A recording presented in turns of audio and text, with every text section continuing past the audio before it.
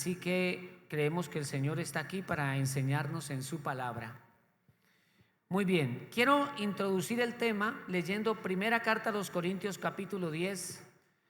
¿Están conmigo, hermanos? Versículo 14. Por tanto, amados míos, huid ¿de qué? Por tanto, hermanos míos, huid de la idolatría.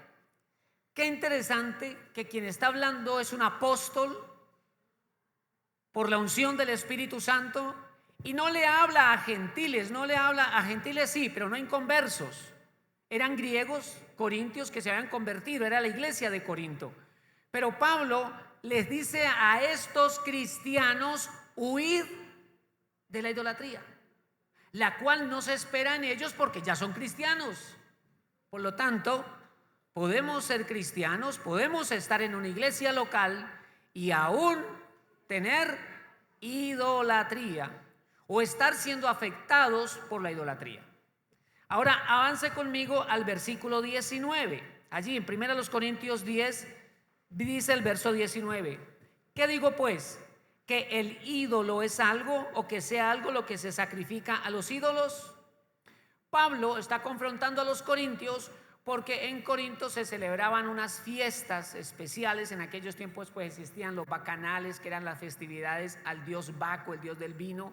En Corinto se celebraban las competencias ídmicas, eran cada 2 años, eran como los Juegos Olímpicos de la época, ¿no? Pero eso iba acompañado también de festivales y de adoración a los ídolos, y todo lo que se vendía, por decirlo así, en los stands de comida había sido ofrecido a los ídolos de Grecia.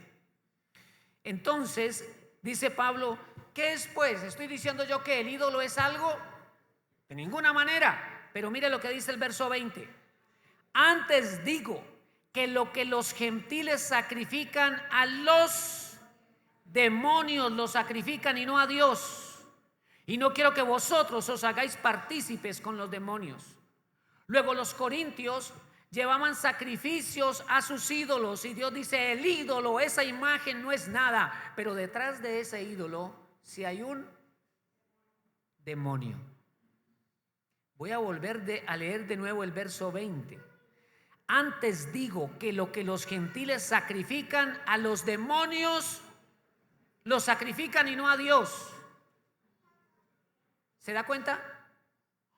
Cuando las personas van ante un ídolo a hacer un rezo, a levantar un acto de adoración o veneración, o presentan una ofrenda, lo que sea, lo están haciendo a un demonio.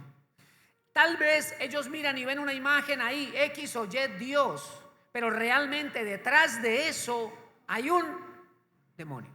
Hay una entidad espiritual. La gente solo ve lo natural, pero detrás de ese ídolo hay un demonio. Es muy importante para mí como que quede ese fundamento para poder desarrollar el tema. El tema de esta mañana tiene que ver con los pueblos cananeos y el pueblo de Israel. Porque cuando el pueblo de Israel llega a la tierra cananea, allí habitan pueblos paganos, pueblos idólatras. Hablamos de los moabitas, los amonitas, los de Edom, los fenicios, sinónimo de los filisteos, y todos los derivados de los cananeos, ¿no? Eteos, fereceos, gergeseos, todos esa cantidad de feos, todos allí. Y según la región había un ídolo, ¿ve? Pero detrás de esos ídolos que había un demonio. Entonces en esta región adoraban a Baal, en esta otra región adoraban sobre todo a Astoret, en esta otra región adoraban a Astarte, Osiris, Baal no sé qué, porque eran nombres derivados. Diferentes dioses adoraban ellos, diferentes ídolos, pero todo ese culto estaba dirigido a un demonio. Pero resulta que esos dioses, hermanos, iban cambiando un poco de forma, iban cambiando de nombre de acuerdo a la cultura y al momento histórico. Ejemplo, en Canaán encontramos los que acabo de mencionar, los Baales, Asera, Astarte, Osiris, bueno, en Egipto. Pero luego más adelante encontramos la mitología griega, la mitología romana, y entonces encontramos a Hércules, a Zeus, a Neptuno, a Venus, a Afrodita. Iban cambiando los nombres según la cultura y el momento, pero detrás de todos esos ídolos siempre había un demonio. Ahora sí, les voy a compartir un tema al que le puse por título Derribando a Dagón. ¿Cómo se llama el tema de hoy? Pastor, pero ese Dagón eso ya no existe. Ese culto a Dagón se dispersó en la historia. Por eso le hice esta introducción. Cambian los nombres, pero el personaje se sostiene siempre. Y como pueden ver en la gráfica, ahí está la forma del dios Dagón del pasaje que vamos a estudiar hoy. De la cintura hacia abajo tenía forma de pez, y de la cintura hacia arriba tiene el torso y el rostro de un hombre. Esa era la imagen que ellos adoraban. Así que vamos a desarrollar el tema. Punto número 1. ¿Quién es o fue Dagón? ¿Quién fue este dios? ¿Qué hacían sus adoradores, sus ejércitos, sus soldados? ¿Cómo operaba Dagón a través de aquellos ejércitos? Quedando claro que detrás de Dagón operaba un demonio, una entidad espiritual operaba a través de ese ídolo. Y entonces sus adoradores, es decir, los filisteos o fenicios, ellos se movían siempre encomendados primero a Dagón. Entonces, ¿quién fue este personaje? Vamos a mirar aquí dos cositas en la siguiente diapositiva. Primero, fue el principal dios del panteón filisteo. Entonces la palabra panteón nos está diciendo que los filisteos tenían muchos dioses, muchos ídolos, pero este era el principal. Tan importante era para ellos que consideraban que era el padre de Baal, lo consideraban el padre de los dioses. Era el más importante, era el que estaba arriba como en la pirámide pues de los ídolos que ellos tenían. Era el principal dios del panteón filisteo. Su nombre, el nombre Dagón, significa grano, cereal, pez, dios de los cultivos. Por lo tanto, su nombre está asociado a la provisión. Para ellos era este el que les bendecía, entre comillas, su provisión. Por lo tanto, para ellos Dagón era vital, porque era el que bendecía sus cosechas, era el que enviaba la provisión. Los filisteos o fenicios, al vivir en la costa del mar Mediterráneo, eran por excelencia pesqueros, y ellos pensaban que la provisión del mar venía por la bendición de Dagón. Entonces ellos le daban ese lugar primero porque consideraban que él era el que los bendecía, no solamente en sus faenas de pesca, sino también en todos sus cultivos. Ya les mostré la imagen de cómo lo representaban ellos. Y leyendo al respecto, hermanos, me encontré con algo bien interesante. Miren cómo actúan las tinieblas. En el culto a este Dios oficiaban unos profetas. Dagón tenía profetas.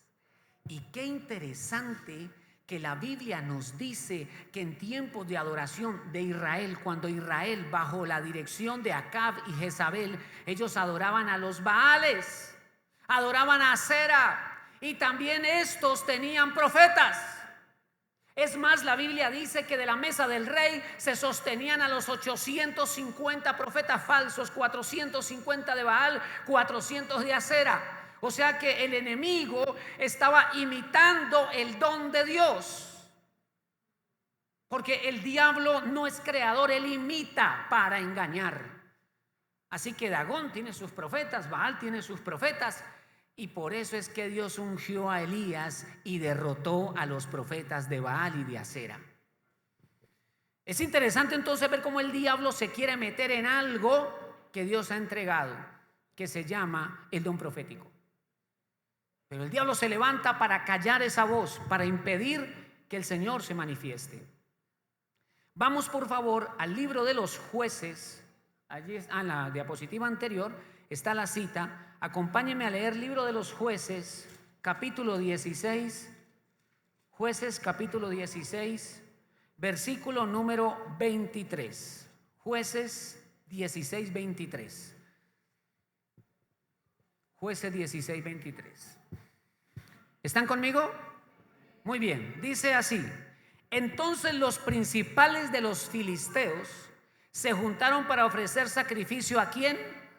A Dagón, su dios, y para alegrarse, y dijeron: nuestro Dios entregó en nuestras manos a Sansón, nuestro enemigo. Primero el versículo nos está diciendo que Dagón era el dios de los filisteos, que ellos adoraban a Dagón, y en este caso, cuando ven que Sansón ha caído en sus manos, lo llevan cautivo, ¿verdad? Lo llevan a su tierra. Me llamó la atención porque ellos están tanto en Gaza como en Asdod. Y me cautivó eso, hermanos, porque fui a mirar el nombre de la ciudad. Asdod significa fortaleza, y el nombre de la ciudad Gaza significa fuerza. Y me llamó sumamente la atención porque ¿cuál fue el don de Sansón? ¿Ves? Una de las cosas que busca Dagón es anular el don que Dios da. Y con su fuerza sometió la fuerza de Sansón. La fuerza de Sansón no estaba en su cabello extenso. Lo que pasa es que el largo de su cabello demostraba el tiempo de su nazareato o consagración, y allí estaba Dios fluyendo. Pero el día que dejó de estar consagrado, perdió el poder del Espíritu Santo. Y entonces, ¿qué hizo Dagón a través de sus siervos? Lo capturó y lo llevó a su tierra. Ahí claramente lo estamos viendo. Y ellos celebran y adoran a Dagón diciendo: Dagón nos entregó a Sansón. Y aquí entramos entonces al segundo punto. ¿Qué hace y qué produce Dagón? Como le digo, hoy día el nombre puede cambiar. Vamos a leer. ¿Qué hace y qué produce Dagón? Vamos a leer aquí. Proyéctame la siguiente diapositiva, por favor. Bien, aquí de manera resumida, porque ahora vamos a leer. ¿Qué genera esta entidad espiritual? Que, como ya les dije, cambia de nombre, pero no por eso desapareció. Genera cautiverio. Lo acabamos de leer. ¿A quién llevaron cautivo? A Sansón. El don de Dios, el que era instrumento para liberar a los filisteos, ahora fue capturado. Era un don, era un propósito de Dios especial, y ahora es cautivo, y el don está enterrado, el don está cautivado. No puede fluir Sansón en lo que Dios le ha entregado. Digamos que Dagón terminó sometiéndolo. Dagón genera muerte. Ahora vamos a leer la cantidad de soldados israelitas que murieron cuando se enfrentaron a los filisteos. Genera destrucción familiar. Ahora se lo voy a mostrar al detalle. El enemigo no quiere que las familias se levanten a orar. El enemigo no quiere que las familias busquen a Dios. Esa es la verdad. El enemigo no quiere ver familias consagradas al Señor, porque familias que siguen a Dios son familias poderosas en el propósito de Dios. Así que toca el corazón de la esposa, empieza a moverle los sentimientos, las emociones, empieza a volverse un poco irascible. El esposo también se enoja y comenzamos a sacar las cosas del pasado y empezamos a discutir, y el diablo feliz. Entonces la esposa por un lado y el marido por otro, y el propósito del Señor afectándose, el diablo echándole más tierra allí, sumergiendo, enterrando por allá el propósito de Dios, y Dagón triunfando, ¿verdad? Esa no es la voluntad del Señor. Entonces genera cautiverio, y lo vemos en el caso de Sansón. Pero hay algo más. Acompáñenme ahí un poquito adelante al primer libro de las Crónicas, capítulo 10. Vaya conmigo un par de libritos adelante, pasa el libro de los Reyes. Vaya al primer libro de las Crónicas, capítulo número 10. Yo leí esto y yo dije: wow, ¿qué es esto? ¿Usted no tiene ahí en su Biblia un subtítulo en el capítulo 10? Primero de Crónicas 10, ¿qué dice? La muerte de Saúl y de sus hijos. Estamos hablando del rey Saúl, estamos hablando del que fue ungido para que reinara. Y él con sus hijos termina siendo víctima de los filisteos. Los filisteos no salían a la guerra sin encomendarse primero a su dios Dagón. Y mire lo que dice. Ahí la confrontación, la batalla. Finalmente Saúl es herido, finalmente muere. Vamos a leer primer libro de las Crónicas, capítulo 10, versículo número 8. ¿Están conmigo? Sucedió al día siguiente que al venir los filisteos a despojar a los muertos, hallaron a Saúl y a sus hijos tendidos en el monte de Gilboa. Saúl y sus hijos murieron.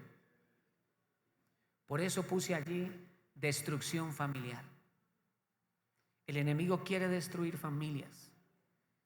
El enemigo quiere destruir los hijos. Y nosotros no podemos ignorar eso. Que sea lo que Dios quiera. No importa, el Señor no nos va a permitir nada malo. Por supuesto que Él quiere hacerlo, pero déjeme preguntarle, ¿por qué entonces murió así Saúl y sus hijos? ¿Por qué murieron de esa manera? La Biblia es hermosa y ¿sabes qué dice? Por cuanto Saúl se rebeló contra Dios, no guardando su palabra, y dice literalmente, porque consultó a la adivina de Endor. O sea que lamentablemente nosotros mismos le damos lugar al enemigo.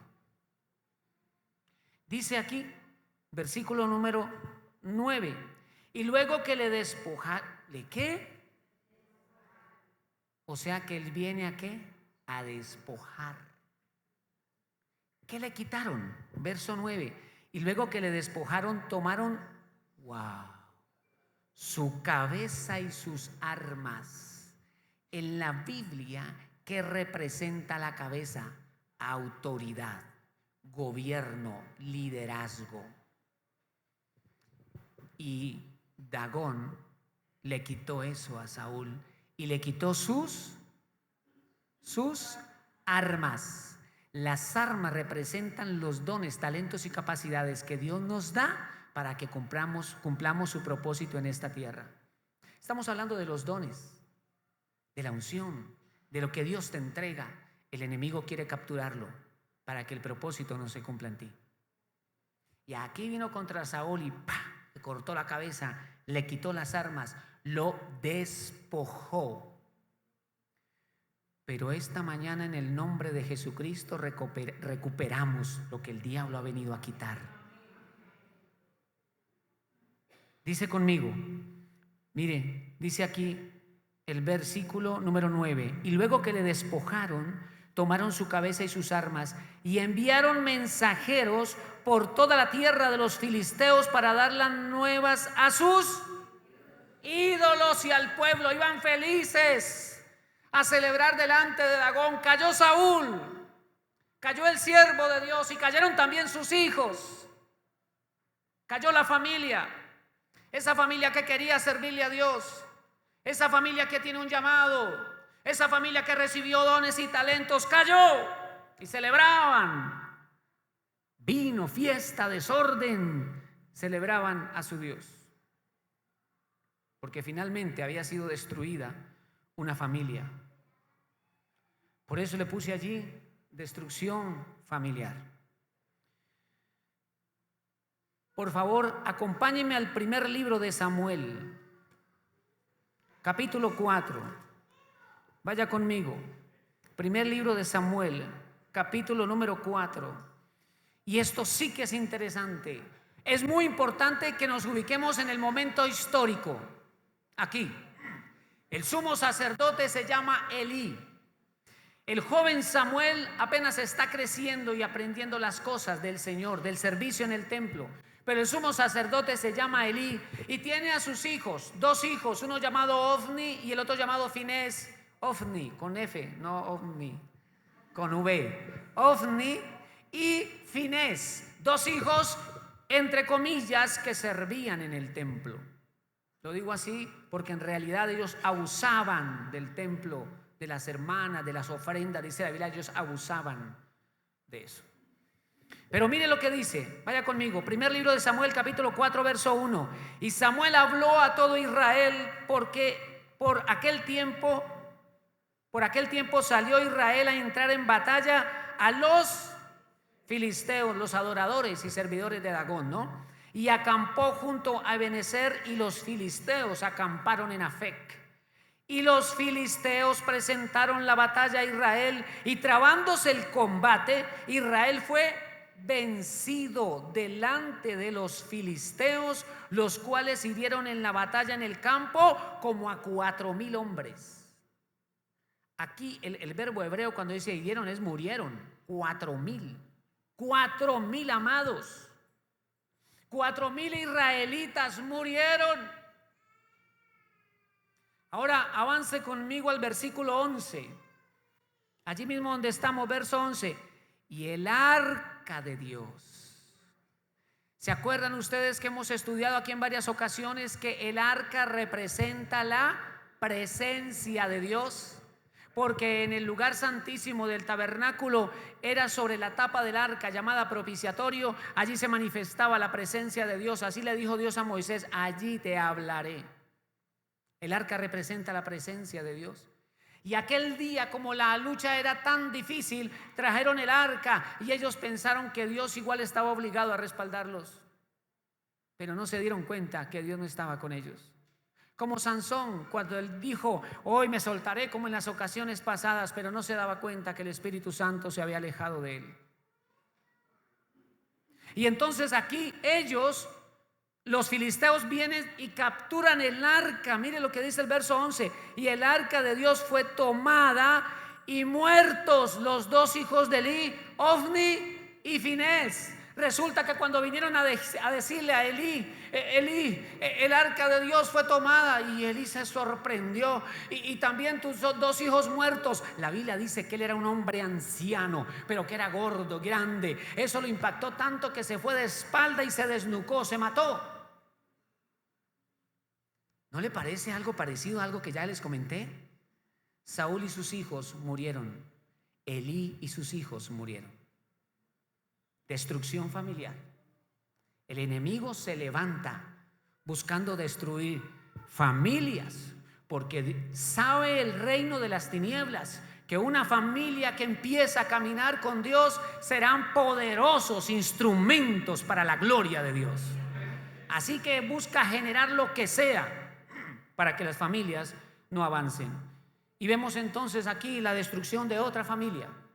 Y perdónenme aquí que debemos hacer énfasis: eran 2 familias llamadas a servir al Señor. 2 familias llamadas a servir al Señor. Ahora, lea allí mismo conmigo, primer libro de Samuel, capítulo 4, miremos el versículo 10. Pelearon pues los filisteos, e Israel fue vencido, y huyeron. Diga conmigo: huyeron.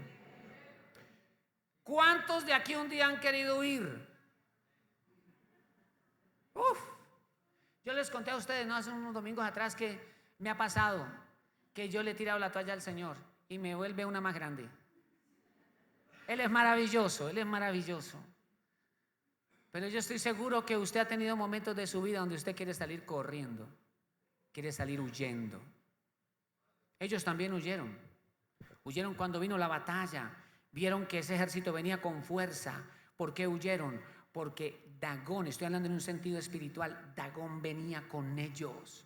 Dagón levantó su voz y el pueblo de Israel no tuvo la suficiente fe en Dios y salieron corriendo. Cuando una persona se fortalece en Dios, no hay demonio que lo haga huir, pues la Biblia dice que no nos ha dado Dios espíritu de cobardía, sino de poder, amor y dominio propio. Y la persona es consciente, la persona sabe, dentro de su espíritu es consciente de que mayor es el que está en él que el que está enfrentando. Y no huye. Pero ellos se asustaron, dice el verso 10. Pelearon pues los filisteos, e Israel fue vencido, y huyeron cada cual a sus tiendas, y fue hecha muy grande mortandad, pues cayeron de Israel. ¿Cuántos? 30,000 hombres de a pie. Así son 34,000. ¿Usted sabe cuántos habitantes hay en Andalucía? Aproximadamente 25,000. ¿Sabe cuántos habitantes hay en Bugalagrande? La misma cantidad, aproximadamente 25,000. Y aquí ya murieron 34,000. Perdóneme, pero los espíritus inmundos no tienen misericordia. Los espíritus inmundos, cuando van a atacar una casa, no llegan tocando. Buenas. ¿Sabe por qué? Porque ellos son violentos, son seres de maldad, llegan para destruir. En cambio, el Cristo de la gloria es un caballero. Él llega y toca. Si alguno me oye, abra la puerta y yo entraré a su corazón y cenaré con él y él conmigo. Los espíritus inmundos son violentos, llegan a destruir. Entonces, ¿qué genera Dagón? Todo esto: cautiverio, muerte, destrucción familiar, miedo, terror. Pero entonces aquí viene una pregunta, que es donde se centra ahora la bendición de Dios, porque usted sabe, hermano, que si Dios con nosotros, ¿quién contra nosotros? Punto número 3. ¿Cómo fue derrotado el poder de Dagón? Porque los filisteos con cierta periodicidad se levantaban contra Israel, sometían a Israel, lo afligían, lo arruinaban, provocaban muerte. ¿Cómo fue derrotado? Vemos que Dagón fue derrotado por la presencia de Dios. Vamos al primer libro de Samuel, capítulo 5. Avance allí al capítulo 5. Leamos del versículo 1 al 4. Recuerde usted que el arca de Dios, ¿qué representa? La presencia de Dios. Leamos primer libro de Samuel, capítulo 5, verso 1. Cuando los filisteos capturaron el arca de Dios, la llevaron desde Ebenezer a Asdod. ¿Se acuerda que ya le dije qué significa Asdod, no? Fortaleza. Fortaleza. Entonces, ellos están llevando el arca de Dios a su fortaleza. Ellos están confiados y seguros en su Dios. Qué cosa tan terrible. Imagínate la fe que tenían ellos en Dagón. Que Dios nos ayude para que nuestra fe sea sólida en nuestro Cristo de la gloria, aunque los tiempos sean complicados. Dice el verso 2: y tomaron los filisteos el arca de Dios y la metieron en la casa de Dagón y la pusieron junto a Dagón, como diciéndole: Dagón, te traemos el tributo, te traemos la ofrenda, mira la victoria tuya. Y se la pusieron al lado de Dagón. ¿Qué hay detrás de todo ídolo? Un demonio. Y yo creo que es demonio. ¿Y qué trajeron? ¿Qué trajeron? ¿Por qué me lo meten aquí? Y ellos felices porque creían en el poder de su Dios Dagón. El que se mete contigo no sabe con quién se está metiendo. Verso número 3. Cuando al siguiente día los de Asdod se levantaron de mañana, he aquí Dagón postrado en tierra delante del arca de Jehová. Y tomaron a Dagón y lo volvieron a su lugar. Lo pusieron allí. Y al otro día por la mañana iban felices cuando Dagón ¡pum! En el suelo, delante del arca de Dios. Hermano, mire, la ceguera espiritual es tan terrible que dijeron: no, levantemos otra, ayúdenme, levantemos a Dagón. Ellos no se daban cuenta que la presencia que había en el arca era mayor que el poder de su Dios. Seguían creyendo en Dagón, aunque estaban viendo que había mayor poder en Jehová, el Dios de los hebreos. Y por eso yo tengo la certeza, en el nombre de Jesucristo el Señor, que todo aquel que se levante contra nosotros caerá. El que se levante contra tu familia caerá. El que se levante contra tus hijos caerá en el nombre de Jesús. Y así, hermanos, porque perdónenme, pero la devoción de esos filisteos hay que admirarla. O sea, están, Dios mío, ¿cómo creen en Dagón? Aunque están equivocados, ¿cuánto más debemos creer nosotros que hemos creído a la verdad? Nosotros no hemos creído en cualquier locura, en cualquier líder o psicólogo o filósofo. Hemos creído en el Rey de Reyes, en el Señor de Señores, en Jesucristo, el que venció y volverá por su iglesia. Y nosotros estaremos por Él. Aunque el mundo se burle de nuestra fe, el Cristo de la gloria volverá y nosotros reinaremos con Él. Y por esa certeza es necesario fortalecer nuestra fe. Dios siempre mueve su mano a nuestro favor, a favor de su iglesia, a favor de su pueblo. Ya me olvidé dónde voy, hermano. Versículo número 4. Este 4 es lindo. Y volviéndose a levantar de mañana el siguiente día, he aquí que Dagón había caído postrado en tierra delante del arca de Jehová, y la cabeza de Dagón, ¿la qué?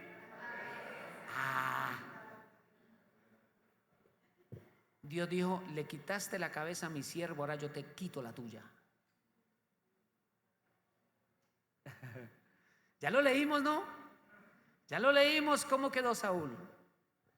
Sabes, hay un versículo hermoso en uno de los libros de los profetas menores donde dice: y el día que Saúl cayó, su escudo no estaba ungido. Por eso dice también el libro de los Salmos: nunca falte ungüento sobre tu cabeza. Por eso necesitamos tanto del Espíritu Santo. Por eso necesitamos tanto del Espíritu Santo. Vuelvo al versículo número 4. Volviéndose a levantar de mañana el siguiente día, he aquí que Dagón había caído postrado en tierra delante del arca de Jehová, y la cabeza de Dagón y las 2 palmas de sus manos estaban cortadas sobre el umbral, habiéndole quedado a Dagón el tronco solamente. ¡Qué tercos!, dijo el Señor. No mentira, yo no sé si así dijo, pero es lo que yo pensaría. ¡Qué tercos! Ya lo tumbé, lo puse en el suelo, y vuelven y me lo levantan y me lo ponen aquí. Pues ahora voy a hacer algo más. Voy a mostrar mi gloria y mi poder en este Dagón. Yo, no importa cómo se llame tu problema o tu crisis, cuán grande sea, más grande será el poder de Dios. Cada adversidad que usted y yo vivimos es una oportunidad para ver una mayor gloria de Dios. Que nos ayude el Señor a tener esa perspectiva. Porque ¿cuántos de nosotros cuando llega un problema, llega una crisis, nos vamos al suelo? A mí me ha pasado literalmente al suelo a llorar, a pedirle a Dios que me ayude. Pero es necesario que nosotros podamos ver en cada crisis una oportunidad para ver el resplandor de la gloria de nuestro Dios. Y el Señor dijo: así, ¿no me creyeron ayer? Tenga, y le cortó la cabeza y le cortó las manos. La cabeza, ¿qué representa? Ya les dije: autoridad, poder, liderazgo, gobierno. Y el Señor llegó y ¡pam!, lo cortó. Y en el nombre de Jesucristo declaramos que esta mañana el Señor quebranta el poder y la autoridad del enemigo. En el nombre de Jesucristo. Y lo que ha estado afligiendo tu casa, esta mañana cae en el nombre de Jesucristo. No es casualidad que estemos aquí, ni esta palabra que Dios está trayendo. Ahora bien, la cabeza representa eso. ¿Y qué representa las manos? El hacer, las obras. El poder del diablo fue quebrantado ese día. Y Dios le estaba diciendo algo así como: no harás nada más contra mi pueblo. No harás nada más contra mi pueblo. Y es más, ¿sabes qué vas a hacer? Le vas a devolver lo que le has quitado. Aquí me estoy adelantando al sermón. Digan amén. Nosotros no andamos por vista, sino por fe. Y muchas cosas que el enemigo te ha quitado, en esta mañana serán restituidas. Dice el versículo 6: y se agravó la mano de Jehová sobre los de Asdod. Asdod, ¿qué significa? Fortaleza. Y Dios dijo: eso a mí no me interesa, yo destruyo eso. Y lo destruyó y los hirió con tumores en Asdod y en todo su territorio. Y viendo esto, los de Asdod dijeron: no quede con nosotros el arca del Dios de Israel, porque su mano es dura sobre nosotros y sobre nuestro Dios Dagón. Devuelvan esa cosa, ya no más. Eso está acabando con nosotros. Les empezaron a salir tumores y los hirió. Fue que empezaron a morir muchos en la ciudad empezaron a morir. No leo todo porque aquí nos coge la 1 de la tarde y ahora tenemos el otro culto, entonces hay que resumir. Yo les voy contando. La mano del Señor vino sobre toda esa gente y empezaron a morir, pero por centenares, hermano. Y mire, aún el diablo les deja ver y dice: es esa arca, devuelvan esa cosa. ¿No les parece interesante que ven el poder de Dios pero no dejan de ser adoradores de Dagón? ¡Qué ceguera! Están viendo que mayor es el poder del Dios de los hebreos, pero ellos no quieren soltar a Dagón. Ve, amado hermano, hoy nosotros estamos en el camino de Jesucristo el Señor por su gracia y por su misericordia. Si no, quién sabe dónde estaríamos hoy. Ciegos, tal vez, con un velo de incredulidad, como habla Pablo. Pero hermanos, quiero decirles que además el Señor hizo algo. No solo provocó la caída, la destrucción de Dagón o la entidad espiritual que operaba a través de ese ídolo, sino que además el Señor bendijo a su pueblo. Yo no sé hace cuánto, tal vez usted está en una batalla espiritual. No sé qué batalla usted está enfrentando y hace cuánto tiempo la está enfrentando. Pero yo quiero decirle, porque así lo enseña la Biblia, que después de toda batalla hay un gran botín. Entonces los filisteos devuelven el arca a los israelitas. ¿Cómo estaba construida el arca? El arca estaba construida en madera de acacia y cubierta toda ella en oro puro. La tapa del propiciatorio había sido construida toda ella en oro, una pieza de una sola obra, y encima iban 2 querubines de oro puro. O sea, eso era oro en gran cantidad. Y la devolvieron. Amén, pastor, yo recibo eso en el nombre. Yo también. Yo también. Y yo no sé, como el arca representa presencia, tal vez tú has sido afectado en tu comunión con Dios y el nivel de la presencia de Dios que fluía en ti antes no fluye igual hoy. Hoy es la mañana para restaurar eso. Entonces leí todo el capítulo y llegué a un pasaje donde hay una palabra que yo le quiero hacer énfasis. Primer libro de Samuel, capítulo 7. Avance al capítulo 7 y leamos los versículos 13 y 14. Versículo 13. Así fueron sometidos los filisteos. ¿Sabe qué? Los filisteos volvieron a la guerra. Es que son tercos, el diablo es terco. Volvieron a la guerra. Entonces ellos vinieron donde Samuel. Samuel, ore a Jehová Dios, por favor. Ya aprendieron. Por favor, ore a Jehová Dios que nos ayude. Y se fue Samuel y oró. Y estaba el ejército de los filisteos así. Hermano, la Biblia dice que hubo unos truenos tan potentes en el cielo que esos filisteos salieron corriendo. Y era un ejército muy grande. Usted ha visto lo que a veces pasa, que va un perro grande, musculoso, y sale un pite de perro de una casa y el grandote sale corriendo. Esos sonaron unos truenos impresionantes y el ejército de los filisteos salió corriendo y los soldados israelitas salieron corriendo detrás de ellos. Los derrotaron, tomaron el botín. Verso 13. Así fueron sometidos los filisteos y no volvieron más a entrar en el territorio de Israel. Y la mano de Jehová estuvo contra los filisteos todos los días de Samuel. ¿Sabe que a veces yo oro así? Y yo le digo al Señor: Señor, yo te pido que tu mano sea contra mis enemigos. Uy, pastor. No, hay gente más osada que yo. Hay un hermano que oraba: Padre, en el nombre de Jesucristo, yo ato a esos demonios, los amarro, los descuartizo. Uy, qué hermano tan peligroso. En serio, no me lo estoy inventando, es en serio. Y ese hermano es un peligro. Con atarlos y echarlos fuera es suficiente, hermanos. Pero por lo menos vemos en el hermano que como ese carácter y esa actitud que debe haber en un soldado del Señor, en un soldado de Dios. ¿Ve? Dice entonces el versículo 13: y la mano de Jehová estuvo contra los filisteos todos los días de Samuel. Versículo 14. Y aquí termino. ¿Y fueron qué? ¿Fueron qué? Diga conmigo: restitución. Restitución. Y fueron restituidas a los hijos de Israel las ciudades que los filisteos habían tomado a los israelitas, desde Ecrón hasta Gad. E Israel libró su territorio de mano de los filisteos, y hubo paz entre Israel y el amorreo. ¿Qué estamos viendo aquí? Que ellos devuelven el arca de oro. Huyen. Israel vuelve a tomar sus tierras, sus cosechas, sus ganados. Vuelven a tomar las ciudades que el enemigo había tomado. Vuelve la paz de Dios sobre la tierra de Israel. ¿Qué has perdido tú? ¿Qué has perdido?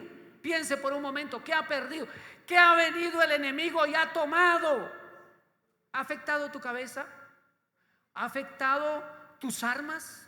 ¿Ha afectado tus manos? ¿Te ha quitado tierras? ¿Te ha quitado herencias? ¿Te ha quitado oro? ¿Qué te ha quitado el enemigo? ¿Está atentando contra tu familia? ¿Te ha quitado un hijo o una hija? ¿Qué te ha quitado? ¿Cómo se ha levantado el enemigo? Porque esta mañana cae en el nombre de Jesucristo el Señor. Y vamos a orar, porque esto es un acto de fe, y vamos a orar para que lo que el diablo ha venido a quitar hoy sea restituido en el nombre de Jesucristo el Señor.